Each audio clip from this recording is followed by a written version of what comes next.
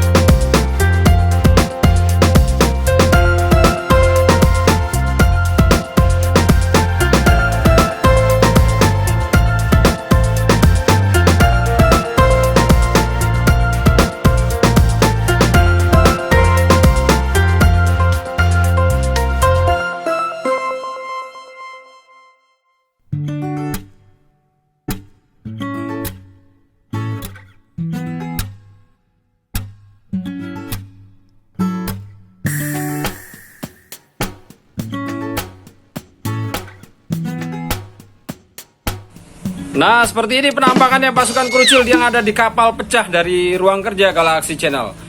Hei, Krucil semua salam. Salam. Itu siapa yang paling gendut di belakang itu? Hei, itu makhluk baru itu. Hei. Dangkem. Dan ini penampakan ruang Galaxy Channel. Jadi lihat, ini pasukan Krucilnya banyak, ribut. Selamat pagi Mitra Galaxy, dan hari ini pertanggal 24 Februari. Dan saat ini kita sudah sedang mempersiapkan satu agenda diving trip yang akan kita lakukan di lokasi wilayah Sekotong besok hari. Terkait dengan keberlanjutan beberapa rekan dari Dinas Kelautan ya, stafnya, dan ternyata Pak Atas ternyata tidak bisa diving trip besok di lokasi Sekotong. Lihat persiapannya ya.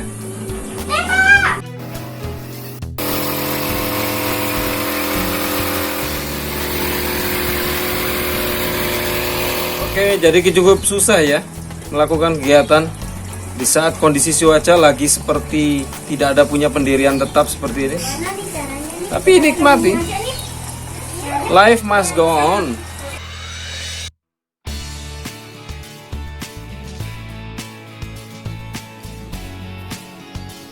Oke, dan hari ini sudah masuk per 25 Februari seperti rencana, tapi ada perubahan karena kondisi memang angin masih cukup besar.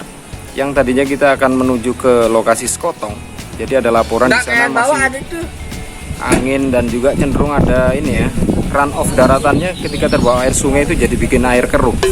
Jadi kita putuskan lokasinya pindah lagi ke Kecinan. Nyantai-nyantai aja ya. Dan seperti obsesi kemarin, saya akan berusaha dapat momen si penyu yang ada di bagian rek terumbu karang buatan di kapal mobil Willis itu ya. Mudah-mudahan berhasil.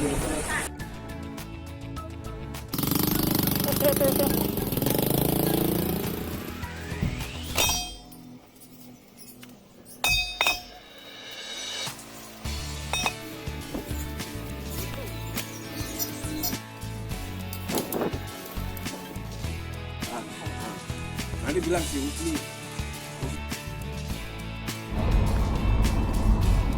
Pilihan kata angin ya. Padahal terang sekarang. Minggu tak ajak ke Alok ya.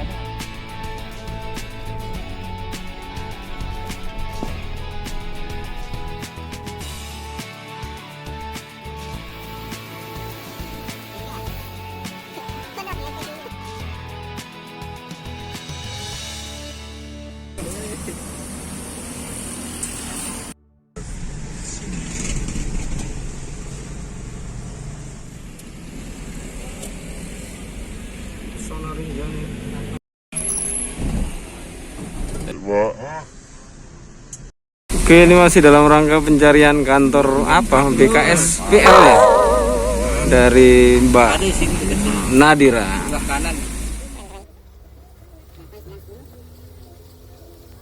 Ayo nomor 9 ngacung. Alat-alat. Oke. Alat sendiri. Ada alatnya.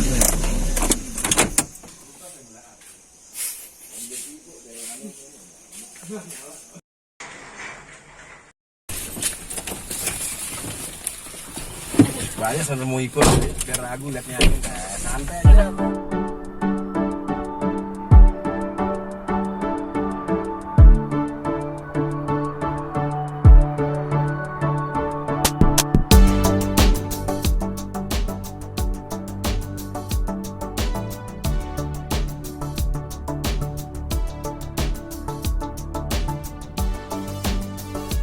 Dan sedikit catatan bahwa ini adalah satu jalur yang sama ya kita lewati setiap menuju ke Kecinan. Dan kondisi saat ini adalah saat cerah, langit bening biru seperti ini. Sementara dalam kondisi realnya adalah saat ini kondisi lagi saat mendung dan hujan, dimana memang banyak terjadi tingkat kelongsoran di beberapa titik. Dan itu sangat ya ada resikonya juga ya, termasuk beberapa pembangunan hotel-hotel di wilayah tebing yang riskan akan banyaknya tergerus oleh air.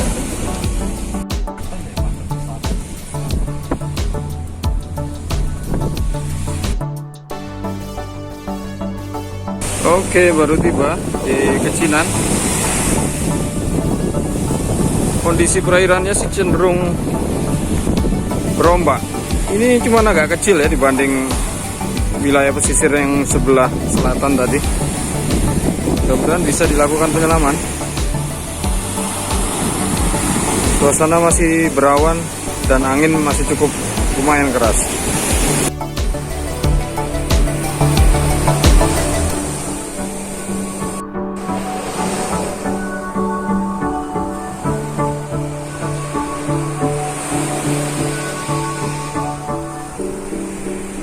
Masih keras.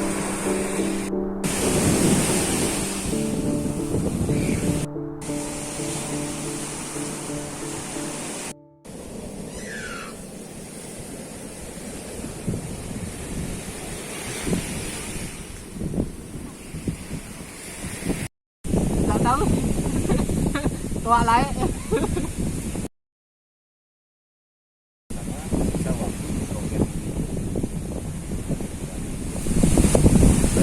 Ini time plan ya, perencanaan penyelaman. Kita bentuk seperti ini. Misalkan kita nyelam dengan kedalaman 14 dari 14, nah 14 ke cross ke B. Sisa ini yang putih ya di sini kan, dan intinya putih. Jadi kita 40 yang K. Sama juga berikutnya, film ketiga juga seperti itu. Teh aja enak. Kopi aja.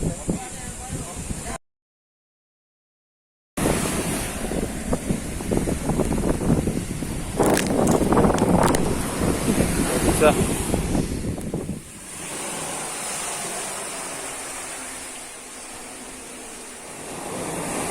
Oke, untuk satu laporan kondisi saat ini, ternyata makin menjelang siang, arus ombaknya, gerakan ombaknya semakin menggila ya. Jadi bisa jadi kita masih akan menunggu dulu, apakah kita akan lanjut apa tidak. Tapi sih kalau dengan kondisi seperti ini sebenarnya sih di bawah itu tidak terpengaruh ya.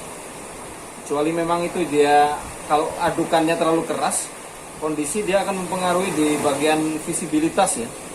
Karena pasir-pasir agak sedikit terangkat. Kecuali kita bermain sedikit di tubir. Tapi ya lihat kondisi lagi nanti. Mudah-mudahan bisa.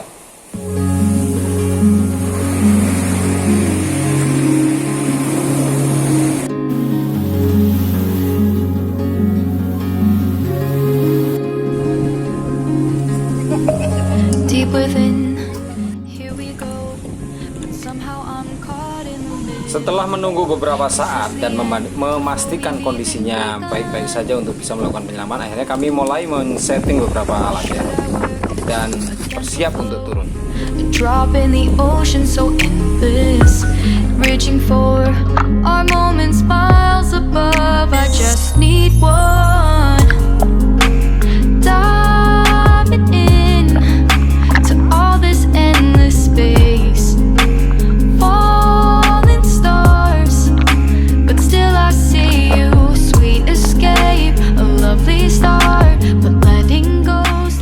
Dan benarlah sesuai dengan kondisi cuaca, ternyata di bawah memang agak sedikit kabur ya. Meskipun masih bisa dengan jarak 3 meter kita masih bisa melihat sama pasangan di bagian dangkalnya. Tapi begitu turun ke dalam memang agak sedikit bisa lebih jelas lagi. Hanya saja ini terkendala pada kamera ya. Satu, tidak terbekali oleh red filter, jadi warnanya seperti ini, memantulkan mutih begini. Dan fakta berikutnya, kameranya menjadi macet karena bisa jadi kinerja tombol-tombolnya sudah tidak lentur lagi ya dengan sesuai kondisi perairan dalamnya. Ini sudah mulai turun ke 18 meter dan di sini nanti menjelang kamera stuck. Close my eyes and feel you hold my hand just like you used to back then. These holes stand high like sparks before they go out. But in that second, you're still mine. Oke teman-teman, jadi penyelaman tadi sudah dilaksanakan ya, sekitar 40-an menit.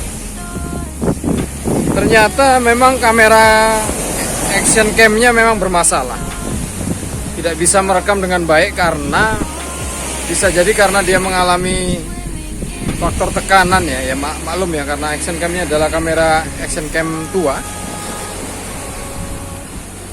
Jadi banyak yang tidak bisa terekam tadi, hanya pas di permukaan saja. Nah, ketika dibawa ke kedalaman 20 meter, hang lagi kameranya, tidak bisa merekam. Lampu tetap menyala, tapi tombol-tombolnya tidak bisa berfungsi ya dengan baik. Nah, sekarang sih rencananya kita mau nyelam lagi kedua, masih di tempat yang sama, karena ini hanya untuk memenuhi jam selam dari Mbak Nadira. Oke, lanjut ya.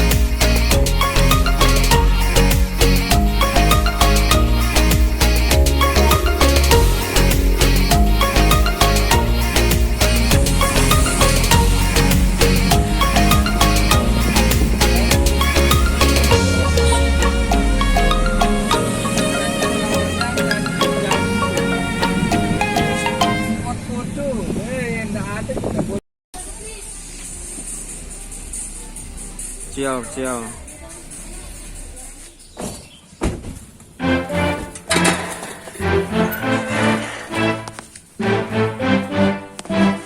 Sampai rumah.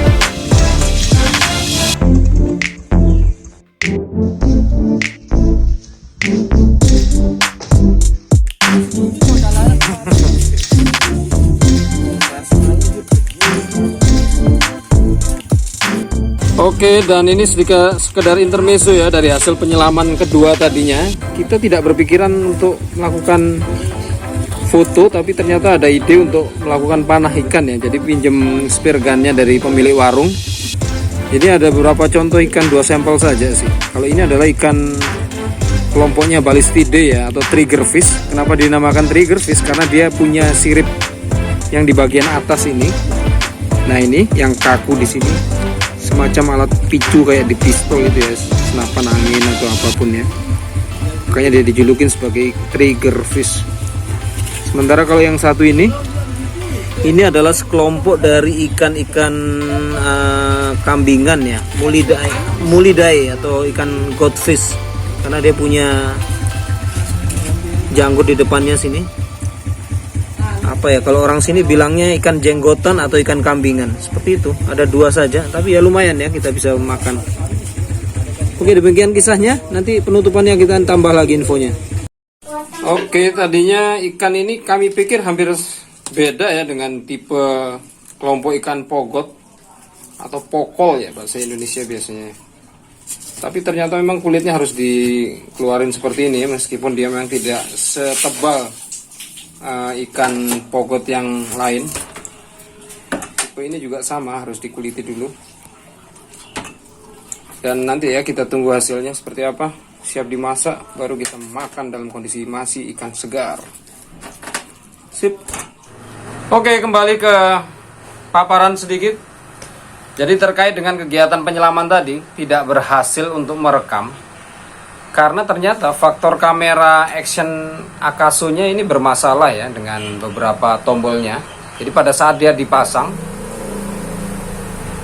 di perairan sekitar yang dangkal dia masih bisa normal, tapi ketika kami mulai turun di kedalaman sekitar 20-an meter, nah ini langsung kerja kameranya seolah-olah bekerja ya, nyala lampunya, tapi ketika akan ditekan untuk merekam dia tidak bisa, tetap nyala saja. Artinya bisa jadi dia memang sudah tidak tahan terhadap tekanan yang lebih dalam. Ya wajar, kameranya memang sudah cukup tua. Dan berikutnya kita adalah juga uji coba lakukan seperti yang biasa yang pernah kita review juga ini ya, si Kogan yang bukan Kongguan ini.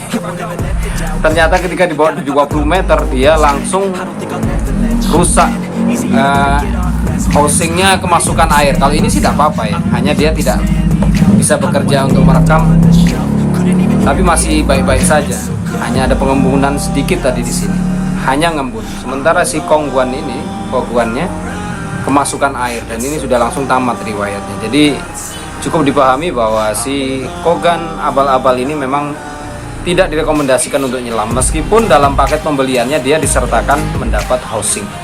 Oke, seperti itu ya. Jadi memang alhasil tidak ada dokumentasi bawa air. Dan untuk kegiatan penyelaman kedua tadinya, akhirnya sempat terjatuh satu keinginan kita melakukan uji coba manah, sekedar mencari beberapa ikan target saja sebagai kegiatan pengisi saja ya. Tentunya bukan sembarang ikan, tapi adalah beberapa ikan yang jenis konsumsi, seperti yang umum ikan pancingan dari nelayan ya. Seperti ya halnya apa tadi ya, kambingan ataupun juga ikan pogot seperti itu. Jadi kurang lebih seperti itu. Terima kasih ya sudah menyaksikan. Insya Allah dalam beberapa kesempatan ke depan kita akan merencanakan lagi penyelaman berikutnya, misi trip penyelaman berikutnya. Bisa jadi karena di kondisi wilayah bagian selatan Sekotong di kondisi perairan kotor, sepertinya akan kita alihkan ke wilayah Pantai Pink. Jadi tetap saksikan, akan ada liputan khusus di sana terkait bagaimana lanskapnya, daerah-daerah wisata yang sedang memang dikembangkan khusus di wilayah Lombok pada umumnya, dan akan kita paparkan semua. Insya Allah kalau memang bisa bawah lautnya juga disertakan. Terima kasih ya. Lanjut. Assalamualaikum warahmatullahi wabarakatuh.